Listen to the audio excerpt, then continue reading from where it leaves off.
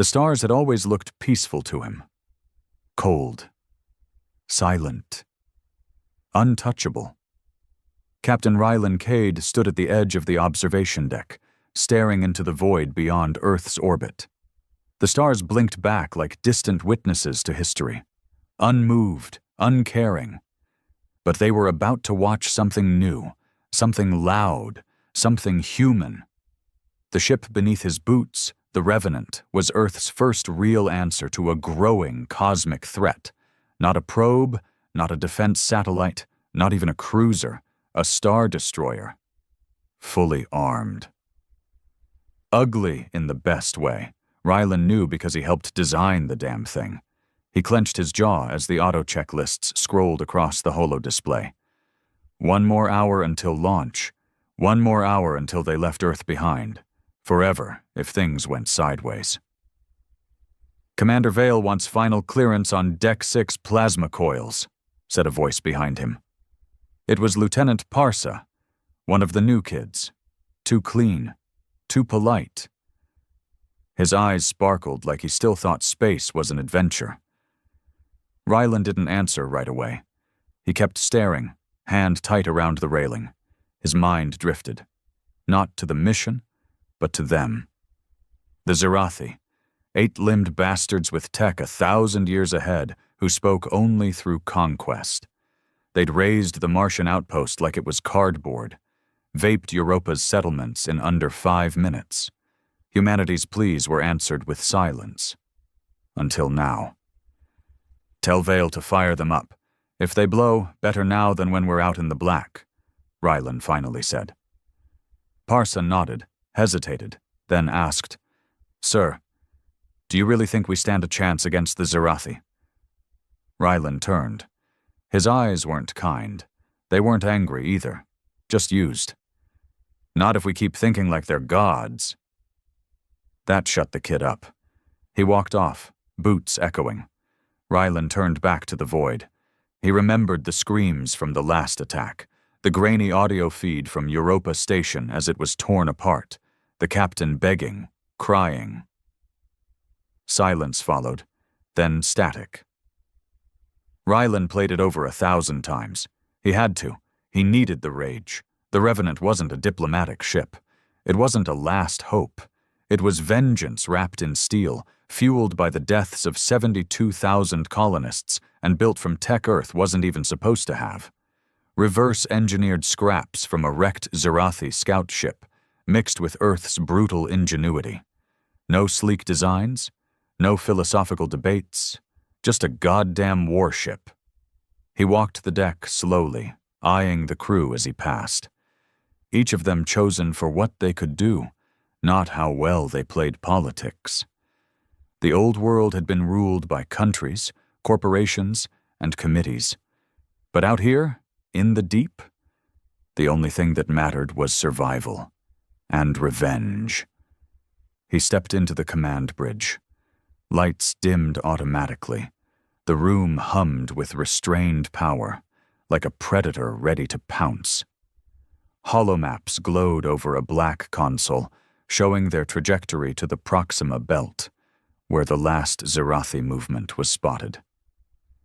Rylan stood before it, silent, letting the pressure build. "Time until jump?" he asked. 42 minutes, replied Commander Vale, a woman with half a face made of alloy and eyes that hadn't blinked in 3 years. "Prep the main cannon. We go loud if we see anything bigger than a probe." "You want them to know we're coming?" Rylan looked at her, voice hard. "I want them to remember us." Behind him, the ship's main railgun started its startup sequence. A low rumble vibrated through the walls. It was Earth's heartbeat now, angry, relentless, unforgiving. They called the Revenant the first Star Destroyer. But Rylan knew it was more than that. It was the end of silence, and he was going to make sure space never forgot Earth again. The hum of the reactor was like a growl under their feet now. Low, menacing. It gave the whole ship a pulse, like a living thing. Rylan Cade stood at the command console, staring at the expanding holomap. The stars were no longer quiet dots in the distance. They were potential kill zones, ambushes waiting to happen. And out there, somewhere, were the Zirathi. He didn't blink as the countdown hit 10 seconds. "Jump sequence engaged," Vale announced. "All decks report green." Rylan gripped the side of the console. The ship shuddered like it was trying to escape gravity's last whisper. And then it hit. The starstream folded space around them in an instant, and everything went dark, save for the flickering lights of the bridge. Then the Revenant was gone from Earth's skies. In its place, silence again, for a few seconds. Then the ship burst into a new system, a red-lit star casting long shadows across asteroid fields and fractured moons. This was Zirathi hunting territory. No patrols, no colonies, just wreckage, old war-torn metal husks from species humanity had never even heard of. It was a star graveyard. Ryland's fists clenched. "Scan the debris field. Look for anything giving off a heat signature." "Picking up faint ionic traces," Vale muttered, hands dancing across her console. "Could be from a cloaked vessel." "Or bait," Rylan added. A silence passed. Not fear, just tension, the kind soldiers learn to live with. Then Parsa's voice cracked through the comms. "Sir, you need to see this." Rylan turned to the viewport. One of the shattered moons had something hovering just behind it. It shimmered, barely visible against the darkness. The ship's sensors struggled to pin it down, but they all saw the silhouette. It wasn't human. Vale zoomed in. The Zirathi ship was massive, not elegant, not sharp. It looked like a nightmare made of metal and bones, as if it had been built from the wrecks of its past victims. Tentacle-like structures wrapped around its hull. No markings, no windows, just a pulsating core buried deep within. "Jesus," someone whispered. "It's a Reaver class. That thing could take out a whole planet." Ryland stared at it like he was staring down a monster from his childhood nightmares. "We're not backing off," he said flatly. "Target the core." "But Captain—" "Do it," he snapped. This was what the Revenant was made for. The gun decks roared to life. Internal systems began redirecting power. The railgun, Earth's first real spaceborne superweapon, aimed directly at the alien ship. Every crew member held their breath. The Zirathi moved first. It didn't charge. It didn't fire. It spoke. The audio system screamed. A raw, garbled voice tore through the ship's speakers like 1,000 insects hissing in unison. "You will break. You are not worthy of flame." Then it fired. A beam of blue plasma sliced through the darkness. It missed, barely. The blast ripped through a small moon fragment, turning it into dust and flame. "Fire now!" Rylan barked. The Revenant's main gun released a pulse that vibrated down to Rylan's bones. The rail slug, magnetically accelerated, hit the alien ship dead on. The shockwave bent space. The Zirathi vessel buckled, and for a moment it looked like they'd crippled it. Flames burst from its side. Chunks of alien metal spun off into the void. Then it screamed again. Not through sound, through every system on the Revenant. Lights blinked out. Consoles sparked. A low-frequency wave knocked several crew off their feet. Ryland stood still. "Commander Vale, secondary weapons. Fire everything." The ship obeyed. Dozens of missiles launched from all angles, spiraling through space like guided rage. Some were intercepted by alien defense drones, but others landed, one by one, tearing deeper into the Reaver's belly. And then the alien ship retreated. It didn't explode. It didn't fight to the last. It ran. Rylan watched as it folded space and disappeared, just as fast as it had come. "Damage report," he said calmly. "Minor. Hull integrity at 92%. But Captain, it left behind something." He turned. Show me. A transmission flickered into life on the screen. Not sound, not even images, just symbols, dozens of them. Alien glyphs, bleeding into each other like they were written with pain, and one, at the center, looked eerily similar to the Earth insignia. A threat? A challenge? Or a warning? Ryland stared at it for a long time.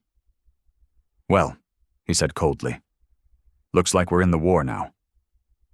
The crew didn't celebrate. The silence on the bridge after the Zirathi retreated was thick, like everyone was waiting for something else to go wrong. In truth, no one expected the enemy to run, especially not Ryland. He'd studied the Zirathi for years.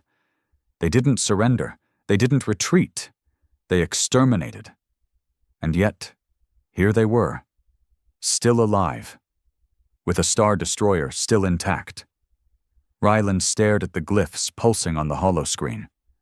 The alien symbols flickered like they were alive, each line bending and distorting like smoke in zero gravity.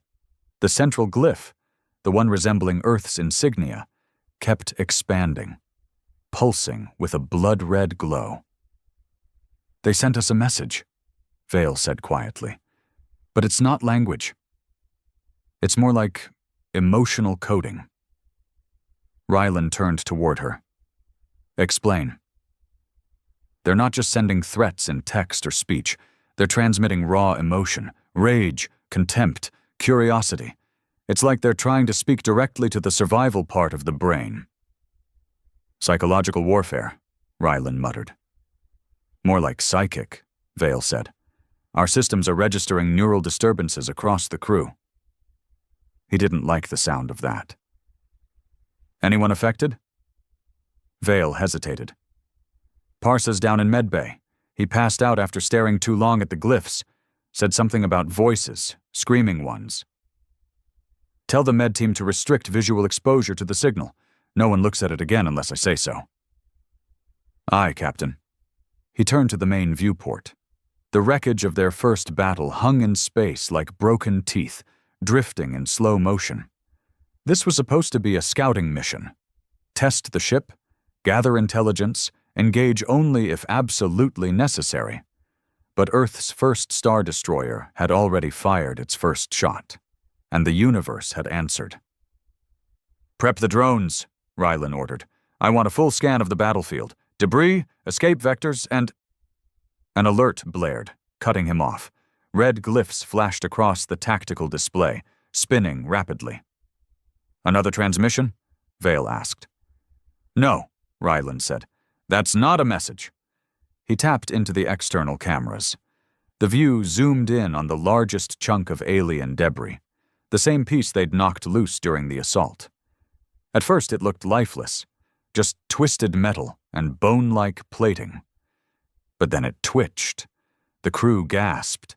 The wreckage unfolded like a dying insect. Small, spider-like limbs emerged, twitching. It wasn't a ship fragment. It was alive, or something close to it. "Target it," Ryland snapped. Before the gunners could react, the thing launched from the wreck and latched onto the Revenant's hull. Alarms screamed as hull integrity dropped from 92% to 68% in a heartbeat. Something was drilling through. "We've got a breach," Vale shouted. "Mid-deck. Whatever that thing is, it's trying to get inside. Seal off Deck C. Evacuate personnel." Ryland stormed out of the bridge without another word. The elevator ride was too slow. His fists clenched the whole time. As the doors opened, he could already hear the metallic screeching echoing through the hall. Sparks flew, lights flickered. And then he saw it, about 20 meters away, a spidery, biomechanical creature, fused from Zirathi metal and something that looked half-organic, was ripping through the bulkhead. Long, blade-like legs stabbed the walls as it crawled forward. One of the security officers tried to shoot. It moved faster than any eye could follow. The man's body hit the far wall with a sickening crunch. Ryland didn't hesitate. He grabbed the emergency railgun from the wall mount and fired. The recoil nearly tore his shoulder out, but the slug hit the thing dead center. It shrieked, not from its mouth, but from every surface of its body. The sound vibrated through the ship like a tremor. For a split second, it glitched, phased out of sight, and then back in again. It wasn't just fast, it was phasing. "Command, I need containment bots and electromagnetic dampeners down here now," Ryland shouted into his comm. The spider creature lunged. He dove, barely avoiding the blades, and rolled behind an emergency console. The thing tore through metal like paper, trying to reach him.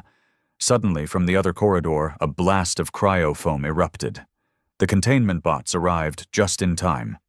They doused the creature in freezing mist and static charges. Its body twitched violently, convulsing under the dampeners. Then it fell hard and stopped moving. Ryland stood slowly, breathing hard. "Get that thing into isolation, and triple seal the lab," he ordered. "Sir," Vale's voice came through. "That was a Zerathi boarding unit. They left it behind. On purpose." Ryland's eyes narrowed. They wanted it to get inside. And then, in the back of his mind, a terrible thought surfaced, clearer than the void outside. What if this was never a battle? What if this was just the first test? They locked the creature in Isolation Chamber 7, behind 5 layers of reinforced titanium and 2 containment fields powered by separate cores. Still, no one trusted the thing was truly contained. It just lay there, motionless, silent. But not dead. Ryland watched it through the observation window, his jaw locked. It didn't breathe. It didn't blink. But it was thinking. He could feel it in his bones, like a cold pressure building in the air around him. The kind of quiet that comes just before lightning hits. Dr. Halverson, the ship's xenobiologist, stood beside him. Pale, shaking, a man who'd dissected alien organisms with a scalpel in one hand and a whiskey glass in the other. But now, his hand was trembling. I've never seen anything like it," Halverson whispered. "It's not just machine or flesh. It's both. It's learning." Ryland didn't flinch. "What did it do to Parsa?" The doctor hesitated. His brainwaves spiked the moment the creature came on board, then flatlined. He's breathing, but he's not waking up, like he's trapped in a feedback loop. Ryland stared harder at the creature. "So it didn't need to kill him, just touch his mind." "That thing is broadcasting something," Halverson said. "Even sealed in there, it's reaching out. It's like it's knocking." "Knocking on what?" "On us." Ryland stepped away. He didn't need to hear any more. By the time he reached the bridge, the ship was already under a new kind of tension. Not physical, but something heavier. Psychological. Crew members were whispering, eyes darted. People were sleeping less, eating less. Someone had scratched symbols into their bunk wall, symbols that looked suspiciously like the ones from the Zerathi glyphs. He was losing control. Vale walked beside him, quiet, steady as always. "You should address the crew," she said. "I know. They're not trained for this kind of enemy. No one is. That's why we're out here first." They reached the command deck. Ryland stood in front of the wide view screen, where the stars drifted silently beyond. For a moment, he just looked out. Then he turned on the comms. "All hands, this is Captain Cade." The hum of machinery dimmed across the ship. Conversation stopped. Everyone listened. "We didn't come out here expecting peace. We knew we were walking into enemy territory. The Zerathi don't negotiate, they don't communicate, and now we know why." He paused. Let it sink in. "They see us the way we once saw fire, dangerous but primitive. But that changes today. We hit them once. We made them bleed. That thing they left on board? It was a message. They're testing us, probing us, trying to see what we'll do next." Another pause. So I'll tell you what we're going to do. We fight back. Harder, smarter, louder. He stepped closer to the mic, his voice tightening. We didn't build the Revenant to run. We built it to show the galaxy that Earth isn't prey, that silence is over. And if the Zerathi want to know what humanity's made of, he looked at the stars again. Then let's give them a demonstration. The ship roared to life. Crew members returned to their posts with new purpose. The fear was still there, but it had been forged into something useful now. Rage. Resolve. Set course for the nearest Zerathi relay point, Rylan ordered. I want to take out their listening post. If they want to learn about humans, they'll hear us coming. Vale nodded. Plotting course. Jump drive spooling. As they moved through the system, the holomap updated with new intel. The Zerathi relay was hidden deep within a debris cloud, likely guarded, possibly booby-trapped. Rylan smiled. Good. They reached the edge of the cloud within an hour. The Revenant slowed, shields raised, weapons armed. Deploy combat drones. I want eyes on every angle. The drones launched, weaving into the field. What they found turned Rylan's blood to ice. The relay wasn't a satellite, it was a temple. Alien ships formed a ring around a central, pulsing structure. It looked grown, not built, like coral fused with tech. Dozens of smaller Zerathi crafts hovered like insects around it. And then, the signal came. Not words, not emotion. This time it was images. Flashes of Earth burning, the moon shattered, cities drowned in shadow. Not warnings, promises. Rylan clenched his fists. Commander Vale, he said calmly. Target the temple. Let's make the first move. Yes, Captain. The Revenant's railgun charged. Missiles primed. Energy crackled across the hull. And far off, beyond the temple, something stirred in the black. Something bigger, much, much bigger. The Revenant's hull vibrated with barely contained energy. Lights dimmed slightly as the railgun drew power from the core, humming like a storm building beneath steel. Rylan watched the Zerathi temple swell in the scope. Too alien to comprehend, too massive to ignore. Target locked, Vale said, voice level.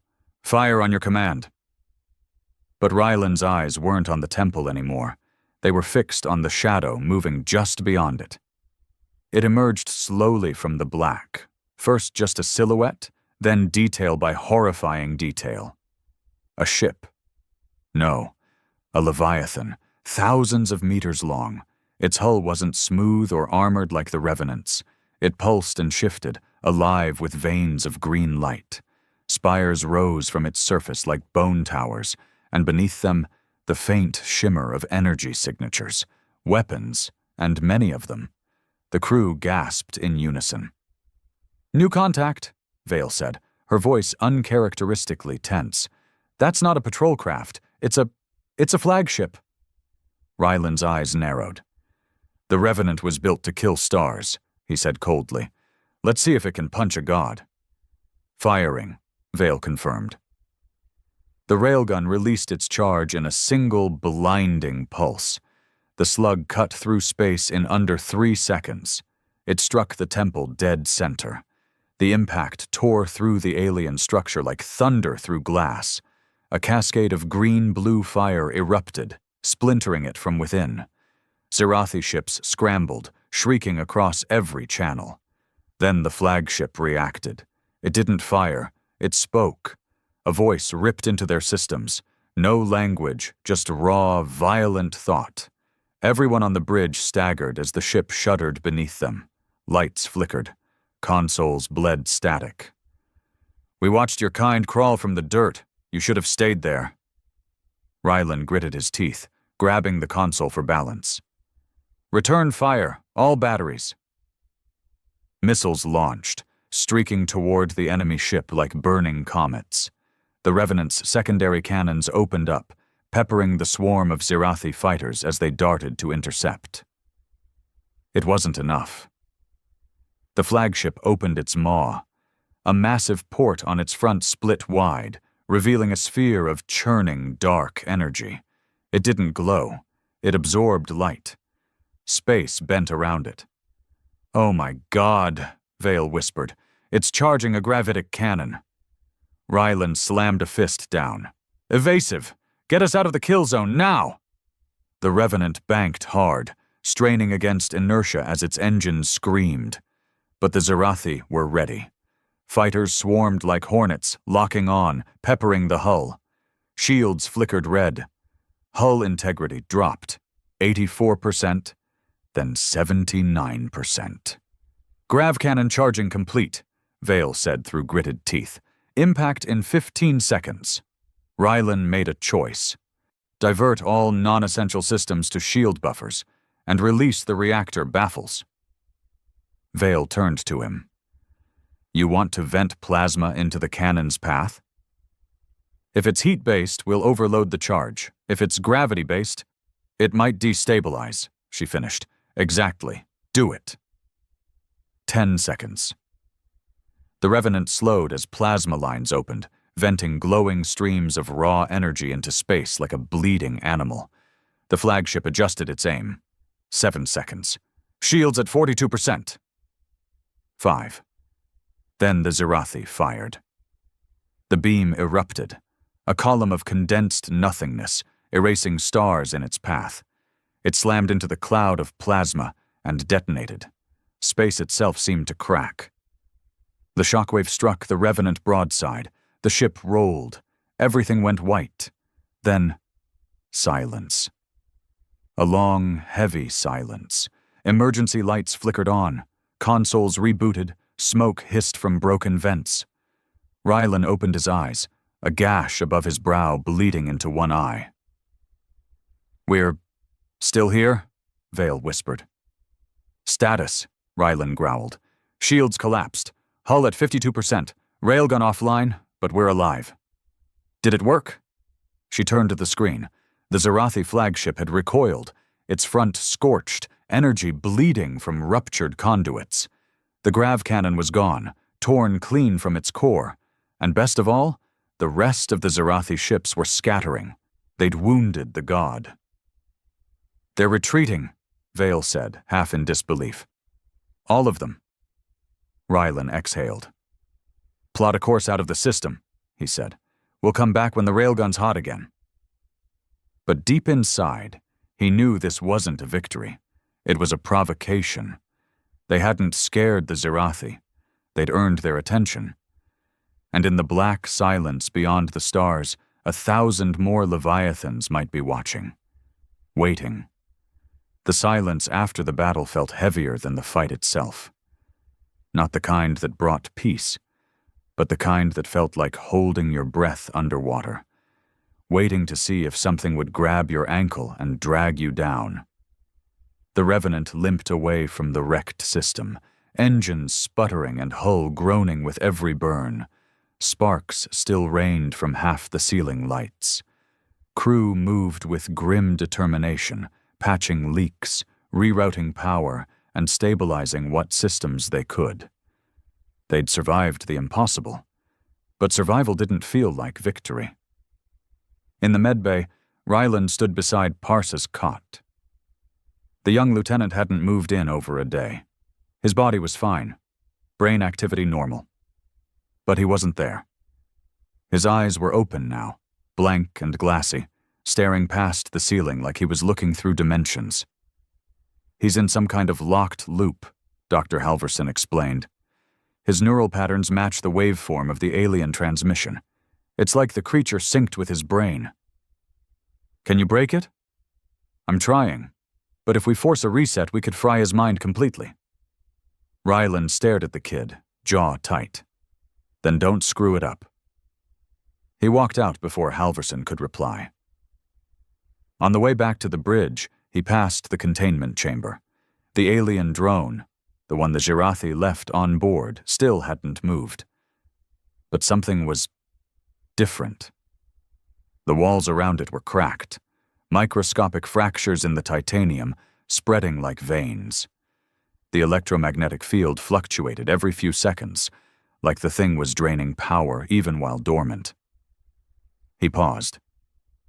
"Seal the chamber," he told the security officer nearby, "permanently, and reroute emergency power to keep that thing buried in force fields, even if this ship dies." "Aye, sir." Back on the bridge, Vale met him with a look that said it all. Trouble. "We intercepted a ping," she said. "Not from the Zerathi, from Earth." Ryland's brows knit. "They're hailing us?" "Number they're broadcasting about us, to the colonies, to the outer stations." She pulled up the footage. Ryland watched as an EarthGov official in a sleek, sterile suit stood at a podium. "Successful test of the Revenant-class destroyer confirms Earth's technological superiority in outer space defense. Hostile contact with non-human entities was engaged and repelled. Casualties minimal. Victory decisive." Ryland's fists clenched. "They're turning this into a propaganda campaign," he growled. "They think we won." "They're already planning a second ship. 2 more, according to the feed." Ryland turned from the screen. "They didn't see what I saw. That wasn't a battle. That was bait." Vale didn't disagree. "There's more." She pulled up the ship's encrypted logs. A signal, buried in background radiation during the grav cannon blast, was still playing. It looped every 11 minutes. Ryland leaned closer.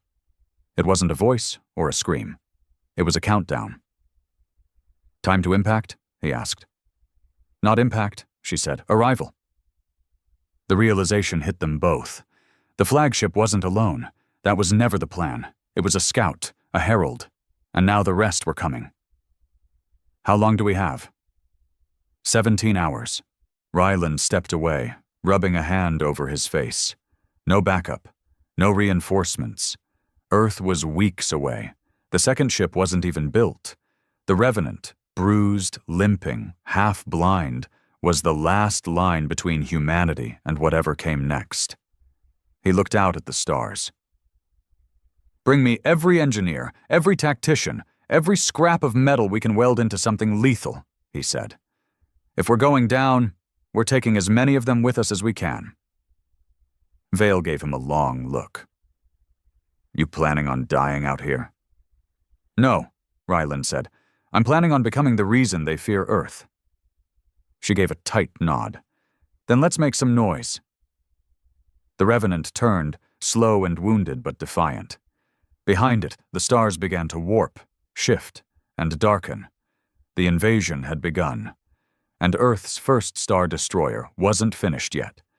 The ship was alive with motion, chaos wrapped in urgency. Welders sparked across corridors. Power lines hummed as systems were rerouted from comfort to combat. The mess hall was silent. No one eating, just watching the countdown flicker on shared screens. 16 hours? Then 15. Then 14. Captain Ryland Cade stood at the center of it all, unmoved. Focused. He hadn't slept in nearly 30 hours, but there was no time. Sleep was for peacetime. And this? This was the moment between the inhale and the scream. In the armory, engineers stripped the remaining torpedoes to retrofit warheads with nuclear payloads. There were only 5 left. Each one packed enough punch to turn a moon inside out, if they could survive long enough to deliver them. Reactor output running at 129%, Vale reported, wiping sweat from her brow as she stepped beside Ryland. "We're running hot. We can burn like a star, but only for a few minutes." "That's all we'll need." She looked at him, quietly. "You know we're not coming back from this." He didn't answer right away, just stared at the holomap, now tracking 3 incoming objects, massive, accelerating, no known propulsion systems, the real Zerathi fleet. "If they get past us," he finally said, "they'll hit Mars in 3 days, Earth in 6. We can't let that happen." Vale nodded slowly. "So we go out like gods, then?" "No," Ryland said. "We go out like humans, loud, angry, and impossible to ignore." In the medbay, Parsa stirred. Just once. His lips moved, barely. Vale caught it on the monitor. He's whispering something. They leaned closer. The words were faint, almost incomprehensible. They are already inside. Ryland's stomach sank. Get Halverson. Now. Within minutes, the doctor confirmed what he feared. Neural scans showed fluctuating spikes, Zerathi frequency patterns, moving like worms inside the data. Not just in Parsa, in the ship's systems. They've infected the Revenant, Halverson said. Not physically, not with code, with thought, with concepts. What the hell does that mean? Vale asked. It means our ship might be thinking about betraying us. A siren blared. Main reactor fluctuation. Deck 4, power surge. Then, weapons offline. Comms scrambled, navigation spinning. They're hijacking us, Ryland said, fury rising. They're turning our own mind against us. Then the lights flickered and spoke. Not with words, but images. Glimpses of Earth, cities consumed in flame, oceans boiling away, humanity enslaved, bound in black wires. The crew froze as the ship's PA activated, broadcasting the same garbled Zerathi symbols that had put Parsa into a coma. Shut it down, Ryland barked. Manual override. Kill all automated systems. Go full analog. The crew jumped into action, yanking out cables, flipping breakers, rerouting power through decades-old backups. Sparks flew, screens shattered, but slowly, the ship quieted. The AI core went dark. And for the first time since the mission began, the Revenant felt truly human again. Imperfect, clunky, free. Ryland wiped a streak of sweat from his forehead, his voice rough. No more borrowed tech, no more alien tricks. We do this with what we've got and nothing more. Vale, breathing hard, grinned. Good, because I just pulled up something old school. She tapped the screen. It showed a single pod attached to the railgun's internal housing, one that had been dismissed during initial weapon tests. The Thresher warhead. Wasn't cleared for use. Too unstable. Could punch through a battleship and keep going. The engineers called it overkill. Ryland's eyes lit with something cold and fierce. Perfect. They began reconfiguring the main railgun, stripping every last bit of power into one final shot. There would be no second chance. When the fleet arrived, they'd fire once, and either rewrite history or be wiped from it. The final hours ticked down. Crew members wrote letters they'd never send. Some prayed. Some loaded their sidearms with trembling hands. And in the heart of the ship, Ryland stood before the viewport, watching as the first shadows emerged. 3 Zerathi capital ships, crawling across the stars like living nightmares. They moved like they already owned this part of space. Ryland didn't move. On my mark, he said.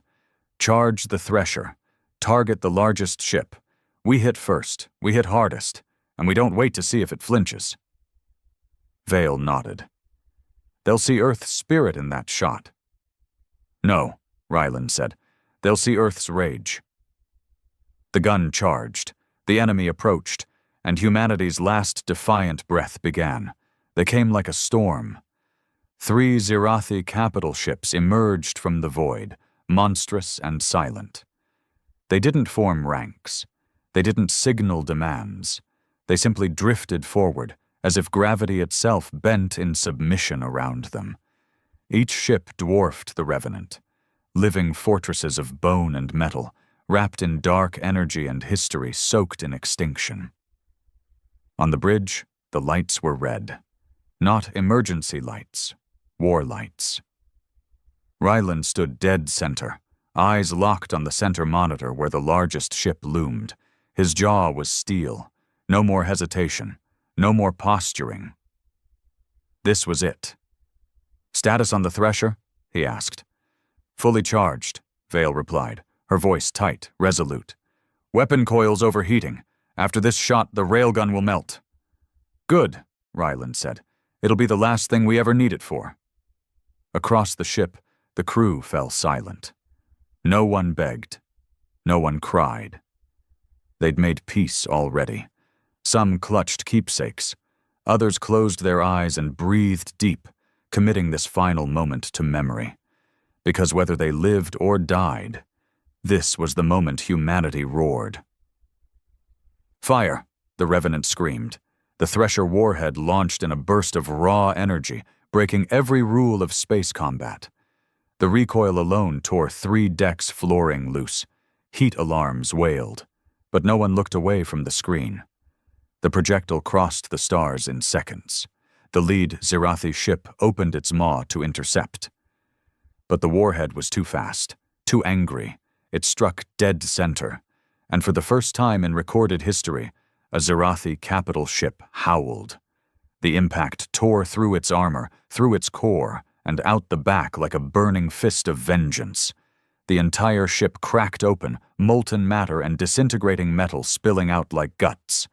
For a second, it flared like a dying sun. Then it exploded. The shockwave shattered one of the smaller escort ships instantly. The third Zirathi vessel veered hard, retreating, listing, afraid of one human ship. Ryland slammed his fist on the console. "Target the second. All remaining torpedoes." "Torpedoes away!" Vale called out. The last missiles streaked forward, chasing the broken escorts. One hit, then another. The second ship went dark, systems fried, drifting into the void like a corpse. And then, silence.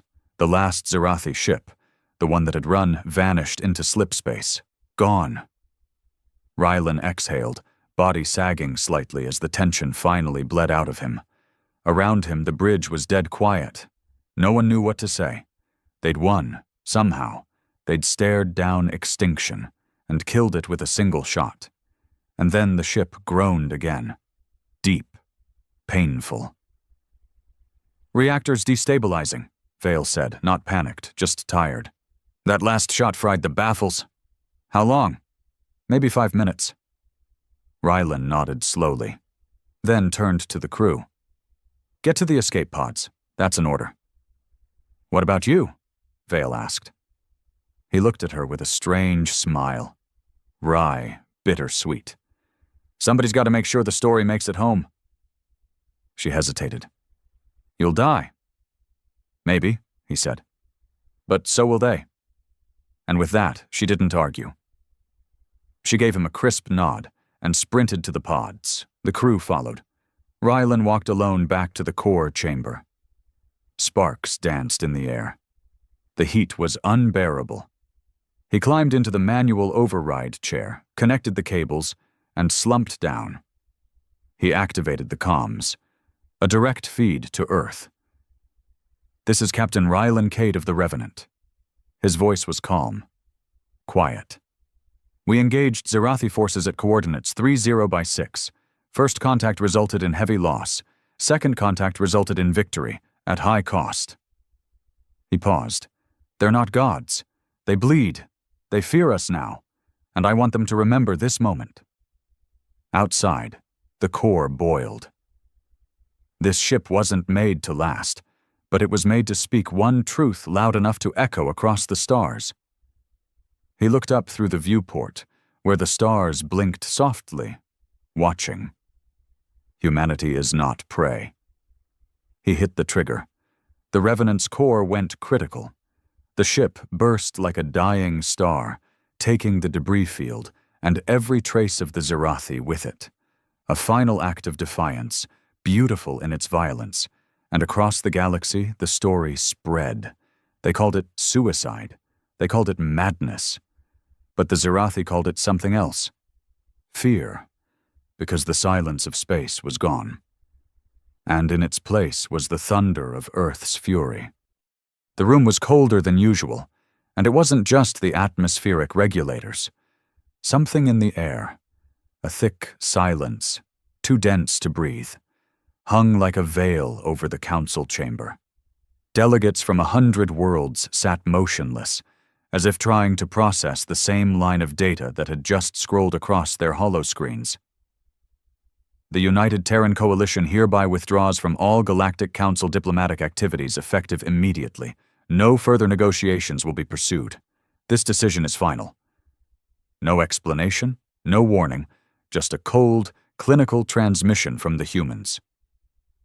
Ambassador Kral of the Valari kept blinking his outer eyelids, an involuntary sign of distress. "Surely this is a glitch," he muttered, his voice shrill with desperation. "The Terrans wouldn't just leave." But they had. Their embassy was empty. Communications were dark.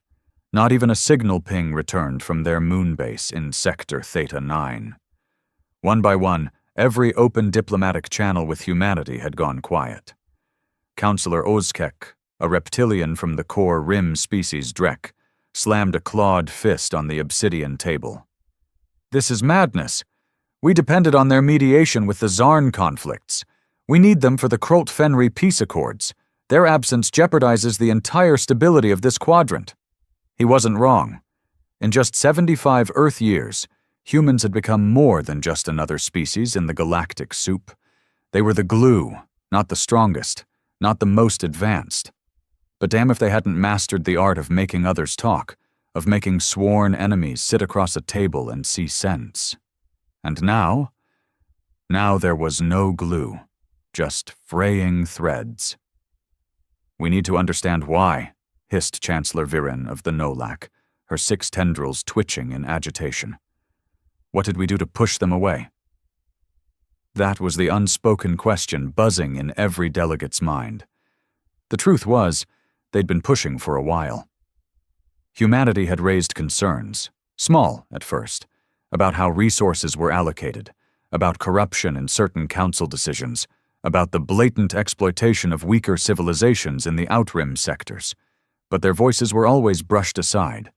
A young species, a sentimental species, too emotional. No one took them seriously.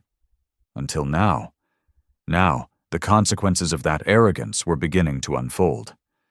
Without Earth's balancing force, decades-old ceasefires were beginning to crack. Trade deals were falling through. The ruthless species, the ones who had once feared human intervention, were sharpening their knives. And worst of all, rumors were spreading. Whispers in the underdark of communication networks. The humans are preparing for something. They didn't leave to hide. They left to build. Earth has gone dark before, and when they returned, empires fell. At that exact moment, Ambassador Tyron of the Zek Alliance stood, his normally serene expression etched with alarm. "We underestimated them," he said slowly. "We thought their power was in diplomacy, but their true strength was in choice, and they've just chosen not to save us this time." The chamber fell into a heavier silence than before. It was the sound of a galaxy finally realizing the humans had been holding back. And now, they'd stopped holding anything at all. Ambassador Tyran's words echoed long after the council dismissed for emergency recess. Delegates scrambled, not to solve the crisis, but to figure out how much worse it could get. No one wanted to be the first to say it, but they all felt it gnawing at the edges of their minds. What if humanity never comes back? In the halls of the core diplomatic tower, Ambassador Verka of the Talari Confederacy slithered through the marble corridor, her neural assistant blipping non-stop with encrypted messages. Behind her mask of diplomacy was panic, raw and rising. The Talari economy was tied heavily to human tech patents. Even with all their advancements, it was Earth's neuroreactive alloys and AI moderation systems that powered over half the fleet communications across their systems. She opened a channel to her homeworld. "Cut all projections involving Terran technologies. Prepare fallback systems. Divert research toward synthetic alternatives." Her voice was low, sharp. "What happened, Verka?" her prime overseer asked. "We pushed them too far," she replied simply. "Now we're going to pay." Meanwhile, across the galaxy, The ripple effect had begun to take a more visible form. On the planet Voltron 9, an old border world, the long-standing truce between the Garash Syndicate and the Umbral Houses was already breaking. The Garash launched a targeted strike on a disputed refinery, claiming the humans were no longer around to enforce peace. The Umbrals responded in kind, unleashing autonomous drones into Garash space. Before the end of the day, 12 systems were plunged into chaos. And yet Earth remained silent. From the surface of the lunar relay station, now manned solely by Terran AI, no messages were sent. The humans had not just withdrawn from diplomacy, they'd withdrawn from visibility. No ships entered or exited their usual patrol corridors. No response to the Council's increasingly desperate hails. It was as if Earth had become a black hole of intentions, everything known, now unknowable. Chancellor Viren convened a private emergency meeting with the inner circle of the Galactic Defense Corps. "We must assume the worst," she said. "They've cut off all talks, removed their observers, and neutralized their listening posts. That's not a protest. That's preparation." "For what?" asked General Krull of the Histari Armada, his voice a low rumble. Viren hesitated. "Independence. From us." The general scoffed. "Humans always wanted to be part of the Council. It gave them legitimacy." "No," Viren corrected, her voice bitter.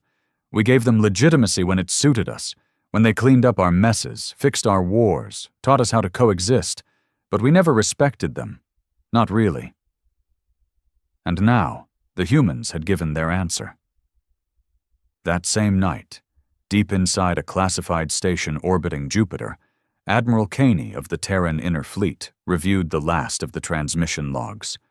The Council had sent 32 messages, all unanswered. And now they'd stopped. "Any movement from the Volton cluster?" Caney asked. His adjutant nodded. 3 skirmishes, 2 Council vessels destroyed, 1 refugee ship raided. Caney stared at the screen for a long time. Then, finally, he spoke. "We gave them peace. They didn't value it. Let them see what the galaxy looks like without us." Behind him, Earth's defense grid lit up. Silent, invisible to outsiders, and terrifyingly prepared. Because the humans weren't disappearing. They were retreating, strategically, silently, and everyone in the galaxy was about to learn what that really meant. The stars above Earth gleamed with deceptive calm, but behind that quiet shimmer was a machine of terrifying potential. Humanity hadn't gone dormant. They'd gone inward, consolidating, calculating, preparing. From the outer moons of Neptune to the hidden bases under Europa's icy crust, Terran systems operated on strict silence protocols. No transmissions, no leaks. Just the steady hum of a civilization folding into itself. Deliberately. Admiral Caney stood inside the darkened operations nexus of the Terran High Command, surrounded by flickering holoscreens projecting galactic conflict zones. Sector by sector, chaos was blooming. The fragile order the Council had taken for granted was now unraveling like a poorly sewn cloak. Earth had been the stitch, and they had ripped it out. He turned to Director Ilara Mendez, chief strategist of Earth's Diplomatic Security Initiative. Her face was pale, lit in soft blue from the floating data panels. "How long before the Council sends ships into Sol?" Caney asked. "They're scared. But they're not stupid," Ilara replied. "They know crossing into Terran space could mean war. For now they'll keep begging us to return. But that won't last." Caney nodded slowly. "And when the first desperate faction makes a move? Then we show them why diplomacy was always the better option." She tapped a series of commands into her wrist interface, and the screens changed. Tactical overlays of new orbital arrays, AI defense systems, autonomous swarm interceptors. These were the things humans had built in silence. Not weapons for conquest, but shields meant to ensure no one ever tried to conquer them. Back in the Galactic Council, the mood had shifted from confusion to paranoia. No official statement from Earth had come since their withdrawal, and the Council's most powerful races were starting to accuse one another of provoking the Terrans. Ambassador Kral stood in front of the central chamber again, his gill-like membranes quivering. We are witnessing the collapse of our diplomatic foundation.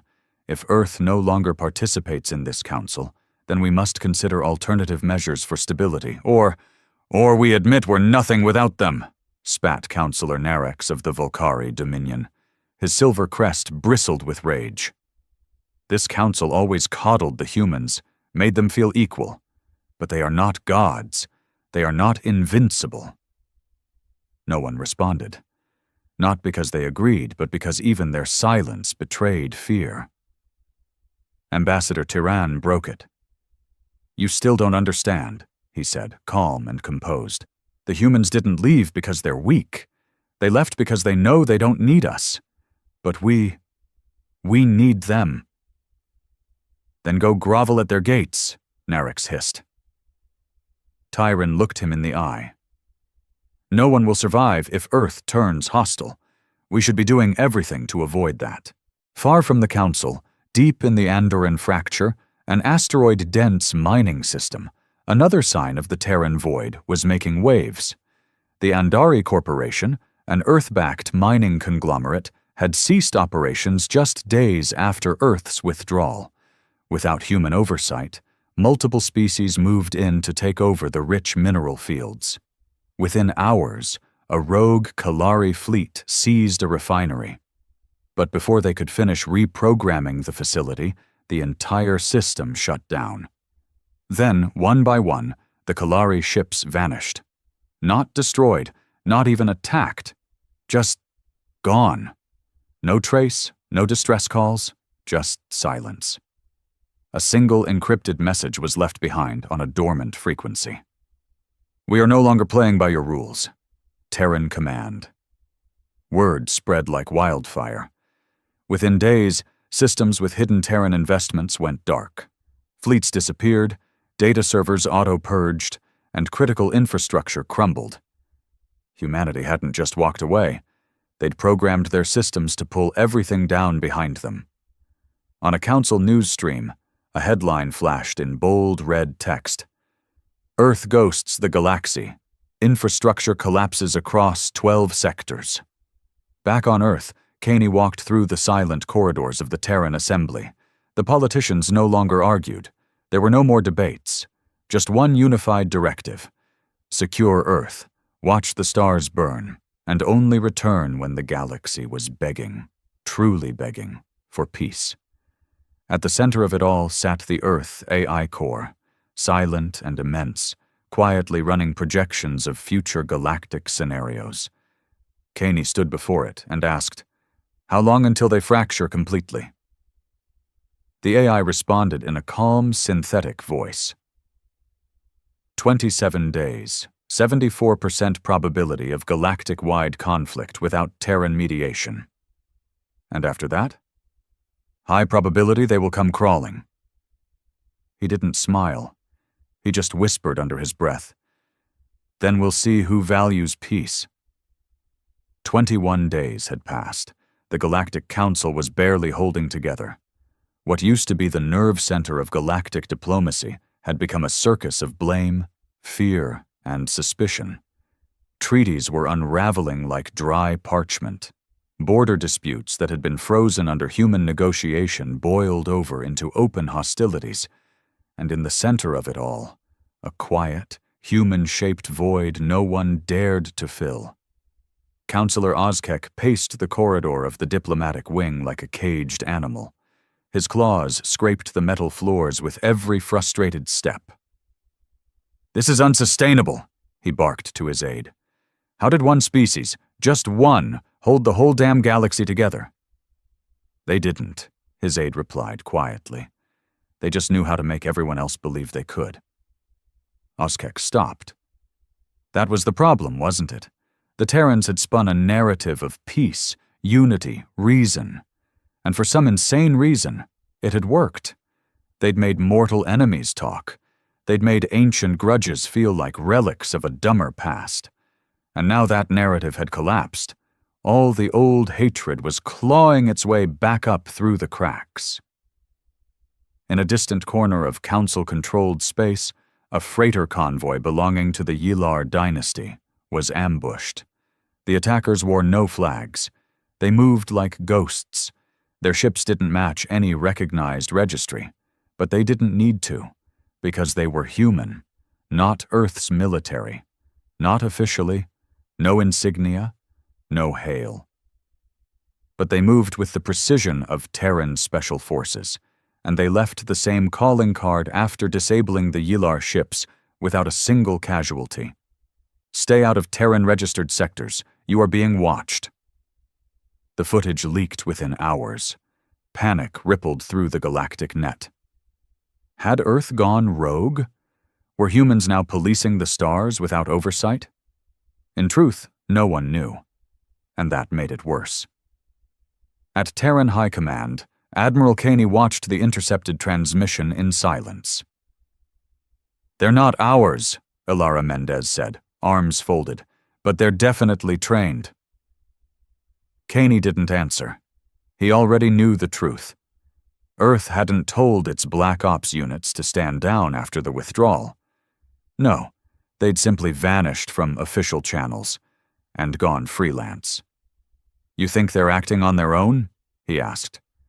"They're loyal," Ilara said, "but they're tired of being ignored, of holding the leash while getting bitten. Now they're sending a message. Humans don't need permission to protect their own." Caney sighed. "And what happens when the Council decides to respond with force?" "They won't," Ilara said. "They're too fractured, and too afraid. Besides, they still don't know how many of us were embedded in their systems." That much was true. In the last decade, Earth had embedded Terran advisors in dozens of planetary administrations, supply chains, and military operations. Most thought they were just liaisons, goodwill consultants. But now, as critical processes failed, planets were realizing just how many human hands had kept things running. On Meraxis Prime, a planet home to 10 billion and a key trade junction, the planetary weather control satellites went down. Crops withered. Storms hit. The planet begged the Council for aid. But the backup systems? All Terran-made, all encrypted, all offline. Another message blinked onto their screens. "You treated our cooperation as dependence. You forgot what independence looks like." Back in the Council chamber, things had gone from desperate to delusional. Some factions were demanding Earth be labeled a rogue state.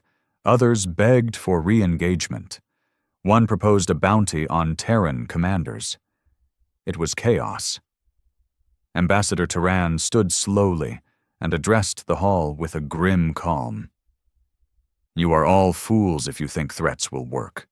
Earth chose diplomacy for your benefit, not because they were weak, but because they were merciful. They have the power to bring entire systems to their knees, and all they've done so far is disappear." A silence fell across the chamber. "They are not attacking us," Turan continued. "Not yet, but they're letting us see what we really are without them, frightened children in a crumbling empire."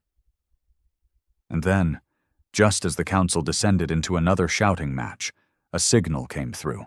A transmission, from Earth, encrypted, unmistakably human, and directed at everyone. Council leaders, fringe colonies, pirate syndicates, and sovereign empires alike. The message was simple. "We are watching. Every system, every failure, every betrayal. You had your chance to build peace. Now you will earn our silence, or suffer its consequences." No one dared respond. No one dared ask what came next. The stars never looked so still. Across the galaxy, the Terran message echoed like a death knell. "We are watching." That was all they needed to say. No ultimatums, no declarations of war. Just an assertion of presence, silent, looming, and suffocating. It was a ghost that followed every ship launch, every council directive, every unauthorized border crossing. And no one knew where the line was anymore, because Earth hadn't drawn one. In the far-off Argent sector, a minor skirmish between the Kern Dominion and the Brel Syndicate erupted over a trade station once regulated under Terran oversight. Within hours, both sides found their weapons disabled mid-firing sequence. No explosion, no external attack, just a synchronized systems blackout. Then came the audio message, cutting through every channel. You are not children. Learn to act like it. Neither side claimed victory. Neither side dared retaliate. The Kern retreated first. Back on Earth, Admiral Caney sat with President Reese in the subterranean war room, both men bathed in the flicker of interstellar live feeds. Reese looked older than the last time the Admiral had seen him. Worn down by leadership, by the burden of doing nothing, yet causing everything. They're begging us to return now, Reese muttered, sliding through plea after plea from the council. Some of them are even offering concessions, power seats, unilateral vetoes. Can you believe that? Caney raised an eyebrow. Now they remember our value. It's pathetic, Reese said. Where was this when our envoys were being undermined? When we warned them about the Drek exploiting the mining colonies on Voss 4, or when we caught the Volcari laundering weapons through the refugee corridors? They thought we'd bark, but never bite, Caney said simply. Now they know we don't even need to bark. Silence is louder. Reese leaned back, tired. But how long do we play this out? We've shut down half the galaxy's operations by simply withdrawing. Is it enough? Caney didn't answer immediately. Instead, he pointed at a blinking alert. Brellian refugees. Thousands stranded, no aid coming. Food's running out. Another casualty of a broken system, Reese murmured. Caney nodded. But they're innocent. We could send covert relief, unmarked, non-claimable. And undermine the whole lesson? Reese asked. What's the point of making them realize their dependence if we keep saving them anyway? Caney paused. What if we save only the innocent, but punish those in charge? Reese considered it. A new kind of diplomacy, built in the shadows. Meanwhile, across the stars, conspiracy theories bloomed like wildfire. Some claimed humans had discovered a higher state of existence, ascension into a digital godhood. Others whispered that Earth had forged secret alliances with ancient civilizations beyond known space. One popular theory even accused humanity of building a kill switch inside every council-aligned AI system, one they could trigger at will. None of it was confirmed, but none of it could be disproven either. That was the genius of it. On Caraxa 3, a once vibrant trade world, protests filled the streets. People blamed their leaders for alienating Earth.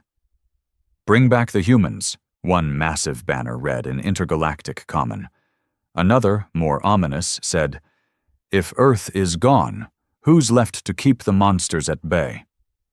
Ambassador Virka of the Talari Confederacy, once among Earth's most vocal critics, now found herself sending daily messages toward Sol. Her language had changed, no longer dismissive or demanding. Her latest transmission, intercepted by Terran intelligence, read simply, We were wrong. I was wrong. Please, help us rebuild. Earth didn't reply, but Caney saw it. She's just the first, Ilara said, stepping into the room. Caney nodded. Soon they'll all come, not for negotiation, but for penance. She looked at him carefully. And will we forgive them? He stared at the screen, then shook his head. We won't forgive. We'll reshape. Because this wasn't about revenge. It never had been. It was about making them feel the weight of what they lost, and making sure they never dared to take it for granted again. The 6 council ships entered Sol's space without fanfare, without weapons raised. They came bearing white light comms, universal signs of non-aggression. Their leaders were aboard, or at least what was left of them. Chancellor Viren, Ambassador Kral, Councillor Ozkek, and 3 others representing fractured blocks desperate to hold their empires together. The humans had not invited them, but they came anyway. As their ships reached the outer perimeter of Earth's defense grid, they were stopped by a silent wall of Terran satellites, orbiting like sentinels. No hails returned, no permission granted, just an undeniable message in their path. Turn back. But they didn't. They waited. Inside her chamber, Chancellor Viren sat stiffly, staring through the viewport at the blue marble of Earth. "They're watching," she whispered. "I know they are." Ozkek scoffed. "If they wanted to vaporize us, they would have done it already." "That's not their way," Krail murmured. "Not unless we give them a reason." Hours passed. No movement, no warning. And then, at precisely the 6-hour mark, the lead Terran satellite rotated and projected a single corridor, 1 ship allowed through. The others were instructed to remain outside Sol's inner perimeter. Viren's shuttle was granted passage. She didn't question it. She just boarded it, hands trembling, mind reeling. As she descended into Earth's upper atmosphere, the silence was deafening. No chatter, no guidance, only the unspoken pressure of being summoned by a force that had abandoned language for consequences. Her shuttle landed on a landing platform outside what used to be Geneva's intergalactic embassy. The area was pristine but empty. No guards, no welcoming party, just a long walkway, and at the end of it, 1 figure. Admiral Caney. He stood still, arms behind his back, as the wind blew softly over the silent complex. Viren approached, each step weighed with regret. When she stopped before him, she lowered her head. Not out of weakness, but necessity. "I come not with threats," she said quietly, "but with truth." Caney gave a faint nod. "We've been listening." Viren's eyes flicked upward. "Then you know. The Council is collapsing. The Drek have declared martial rule over 4 sectors. The Volcari are annexing neutral trade routes. Thousands are dying. We've tried. Without you." "I know," Caney replied, voice flat. "And I know," she added, eyes tightening, "we don't deserve your return. Not after how we treated your people, your diplomats, your warnings. But I ask anyway. What do we need to do?" For a long moment, Caney said nothing. Then he turned slightly and motioned toward the horizon. "You see that?" he asked. Viren turned her gaze. In the distance stood a new kind of building, sleek, metallic, alive with Terran tech. Unlike the old embassies and council towers, it wasn't meant for negotiation. It looked more like a command center. "That is the Nexus Directive Hub," Caney said. "It will be the core of Terran diplomatic operations going forward. Not a meeting place, a decision engine." Viren blinked. "You're building your own council?" "No," he said. "We're building a system that doesn't depend on begging, on hierarchy, on games. We will offer aid when it's earned, peace when it's kept, protection only when it does not cost our dignity. We are not returning. We are rising." She swallowed hard. "And what role does the old council have in this future?" Caney looked her straight in the eyes. "None." Silence passed between them. It wasn't cruel. It wasn't angry. It was final. "I see," she said. "Then this was our reckoning." "No," Caney replied. "This was your chance to see what Earth really is, not your peacekeeper, not your pawn, but your proof. That mercy has limits." As Viren turned to leave, her steps felt heavier than when she'd arrived. Not because she'd failed, but because she finally understood that she never really saw the humans for what they were. They weren't warriors. They weren't diplomats. They were survivors. And now, they were kings. Back in council space, the aftermath of Viren's return rippled like a shockwave. She didn't bring salvation. She brought a message, and that message chilled every delegate to their bones. Earth isn't coming back. Not to your table, not to your rules, not to your system. And worse, they're building their own. The message reached every corner of the crumbling Galactic Council. Systems once smug in their superiority were now scrambling for contingency plans. Everyone had assumed humanity needed the Council to survive. Now it was clear. It had been the other way around all along. On the desert world of Zorith 7, once a strategic hub under human arbitration, the Volcari had moved in. They claimed stabilization efforts. In truth, it was conquest. Local leaders resisted, but they had no weapons, no backing. Earth had left them behind, or so they thought. In the black of night, the Volcari command base was struck with pinpoint precision. Power grids failed. Ammo depots exploded in controlled burns. No civilian casualties. Every Volcari officer was found unconscious in their quarters. And painted across the command center wall in Terran military code, "This world remembers Earth. We remember it too. No broadcast, no footage released, just the bodies and the silence that followed." The Volcari pulled out within the week. This was becoming Earth's new diplomacy. Anonymous justice. President Reese paced inside the Terran assembly, reading the latest intelligence reports. All around him, military brass and civilian leaders coordinated in harmony. No Senate squabbles, no lobbying. Earth had moved past politics. What they were building now was purpose. "We've identified 16 more Council-aligned colonies where collapse is imminent," said Alara Mendez, projecting a glowing galaxy map.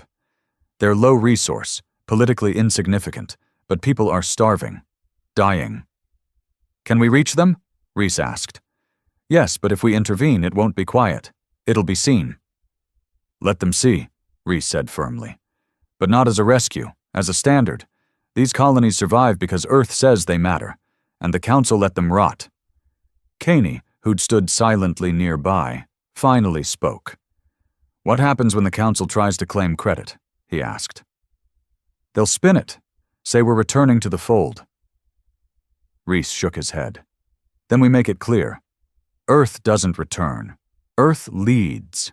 And anyone who wants to follow can start by tearing down that broken monument they call the Council."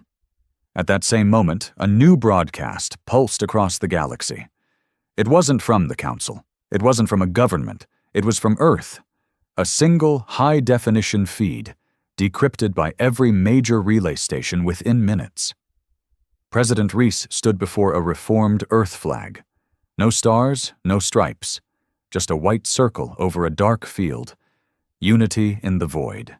He spoke with no podium, no fanfare, just conviction. "You believed our silence was surrender. It wasn't. It was disgust. Disgust at the corruption, the exploitation, the selective peace you dared to call diplomacy. We brokered truces while you armed your friends. We held the line while you redrew maps. We bled while you traded. But no more.